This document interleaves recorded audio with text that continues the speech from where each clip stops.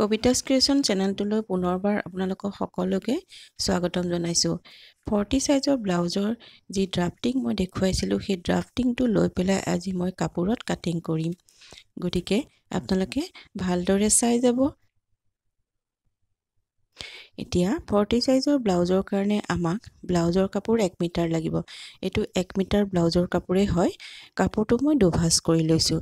দুভাঁজ কৰি লৈ পেলাই যিফালে বন্ধ সাইডটো থাকিব সেইফালে আপোনালোকে ডিঙিৰ সাইডটো ৰাখি বেক সাইডটো কাটিং কৰিব।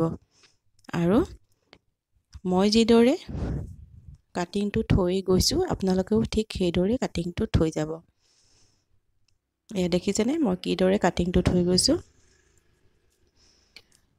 আপোনালোকৰ যিমানেই কাপোৰ কম নহওক কিয় এনেধৰণে যদি ব্লাউজৰ কাটিং কৰে 80 সেন্টিমিটাৰ কাপোৰতো আপোনালোকৰ 40 সাইজৰে হওক 42 সাইজৰে হওক ব্লাউজটো সুন্দৰকৈ ওলাই যায়।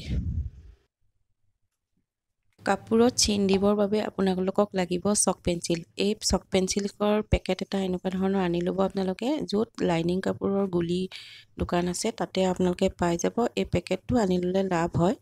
এনেই এডালত আপোনাৰ 2 টকাকৈ লয়, গোটেই পেকেটটো আনিলে 25 টকাকৈ লয় আৰু তাত থাকে 10ডাল। গতিকে আপোনালোকৰ বহুত দিন যাব, এইটো বছৰ যাব।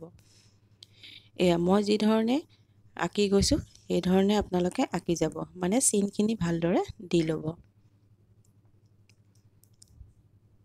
একেবাৰে ব্লাউজ কাটিব নজনা চিলাব নজনা সকলেও এনেধৰণে চিলাবলৈ সহজতে পাৰিব।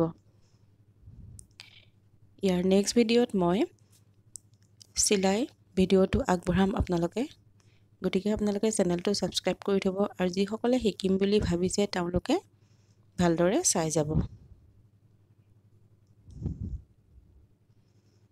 এয়া গোটেইখিনি মই এনেদৰে চিন দি ল'লোঁ। চিন দিয়াৰ পিছত ইয়াক আমি কাটি ল'ব লাগিব। আপোনালোকে চিনবোৰ দিওঁতে অকণমান আধা ইঞ্চি বেছিকৈ কাপোৰ ৰাখি পেলাই চিন দিব। কিয়নো প্ৰথম চিলাব যেতিয়া আপোনালোকে তেতিয়া আপোনালোকৰ কাপোৰ বেছিকৈ প্ৰয়োজন হ'ব। প্ৰথমে মই ফ্ৰণ্টৰ পাৰ্টটো কাটিং কৰি লৈছোঁ। এয়া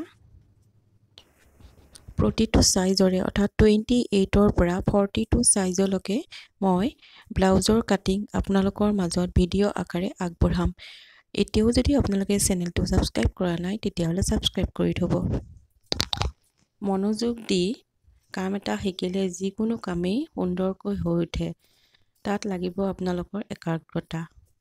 একাগ্ৰতা থাকিলে সকলো কামেই সহজ হৈ পৰে।